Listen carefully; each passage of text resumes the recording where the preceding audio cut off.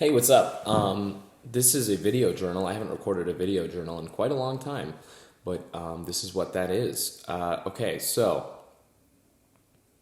wow, it feels weird not doing this in a place where I'm extremely depressed and sad and feel like my life is falling apart. But things have picked up quite a bit. Quite a fucking bit. Like, quite a bit. I love my new job. It's fucking extraordinary. I'm the marketing director for Scriber Law Group LLC, and I don't know. It's fucking great. What is different about it versus my last job? My boss is named Steven. He's a lawyer in Atlanta, and he's seen my work online, and he was looking for a marketing person to basically he's young, he's in his 30s, right? He's in his early 30s, and he understands the value of digital media, and he understands the value of digital advertising. He knows that it's extremely challenging, he knows that it's extremely expensive, and he knows that it's not an easy thing, and so he wanted to put someone in charge of doing that for his business, to grow his business. And he picked me. And it's amazing because I feel like he trusts me to a certain extent. He lets me, I come with him, I come with an idea to him, and he's like, sure, if you think that that's going to work, let's go for that. And I say, hey, can I have like $100 to do this? And he's like, sure. And he'll pay. I got a stock footage website called Storyblocks. It was a $200 fee. And any gig that I had before this, I would have had such a fucking hard time for them to be like, sure, and he did it no problem, because he understands that it's an investment in marketing, and he's used to paying, a couple $100 for a client, right? And it blows my mind. It blows my mind. It's night and day, right? The value of the people that we're going after is so high that like the investment into this infrastructure and into the stuff that I need is there. And I don't know. And that changes the whole dynamic of a relationship, right? And it's so small. The company is so small, right? AppVault was 20, 30, 40 people sometimes. It was shrinking massively. But this is me and Steven, and he has a paralegal, and he has another paralegal, and that's it. It's 4 people, right? And so the dynamic is, hey, like, what are you trying to do? Like, okay, like, I'm sorry. This is what we need, or not even like it's like if I bring him objectives and he sees what I think, then he might say something and it changes the objective. But suddenly we've built the objective together, and now it's about, cool, we're on the team and we're all going to run towards the objective, right? At my last job, it was, hey, I think these should be our objectives. They would say, okay, whatever, if you want to do that, you can do that. And then I would either, number 1, go sprint down and hunt down the objective, or 2, I would fucking like not do anything, right? Because the objective was cloudy. And I would do it by myself with no investment, no resources, no nothing, right? So, I mean, it's fucking night and day. I made a show with Steven now called the Ask Steven Scriber Show, and it's so fun to film.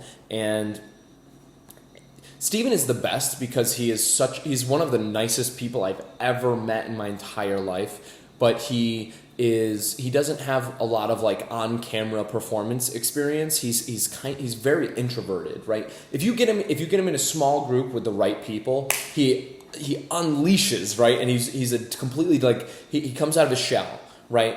But if he feels uncomfortable or if he's in the wrong situation, he kind of he I wouldn't say like that he clams up, but like he becomes more guarded, and but at the same time he's so fucking knowledgeable. Like, this guy is so fucking smart, and he knows fucking everything about everything, and it's great. And I don't know. I'm so fucking thankful. I'm so thankful. I mean, a year ago, or fucking 8 months ago, 6 months ago, I was like borderline suicidal. I was like, you know, if this is what life is, if life is trading away your time in order to get a paycheck so that you can pay your fucking bills, then, you know, fuck it.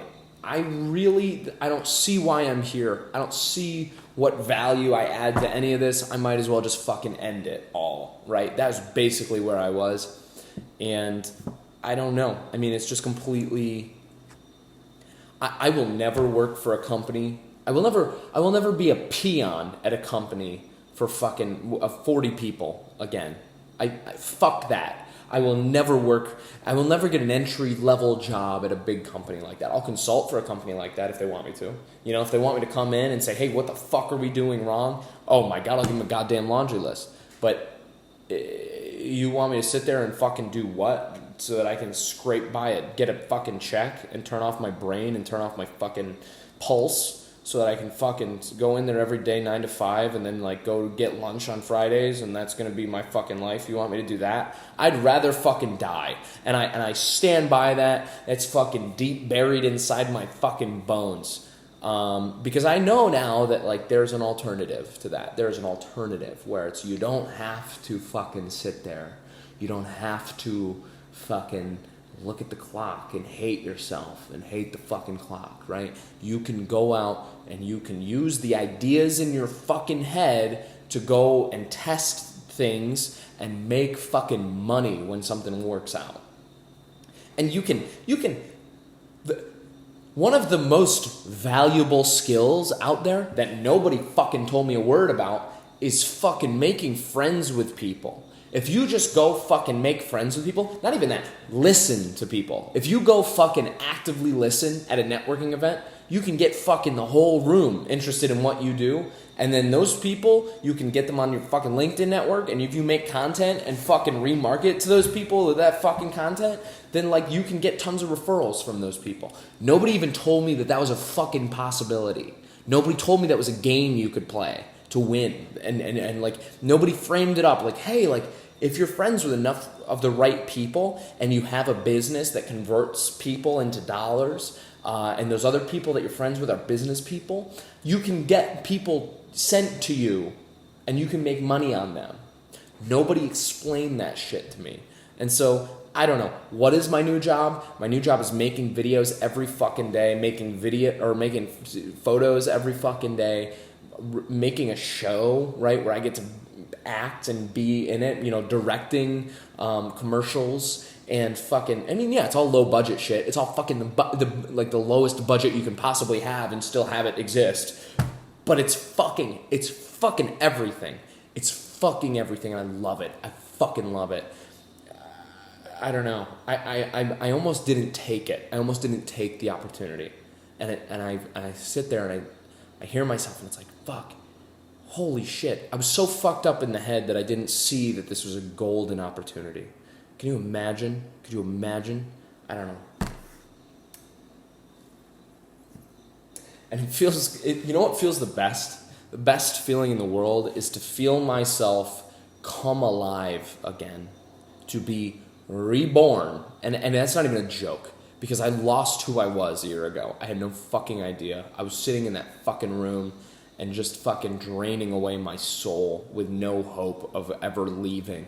And I forgot who I was. And so it's been beautiful to see myself come back, right? See organic ideas come out of the ether of my mind and say, hey, you should go do this. You should make this thing because it would be fucking great, right? I didn't realize that I am a creative, right? I am a person that needs to create things or I will suffocate.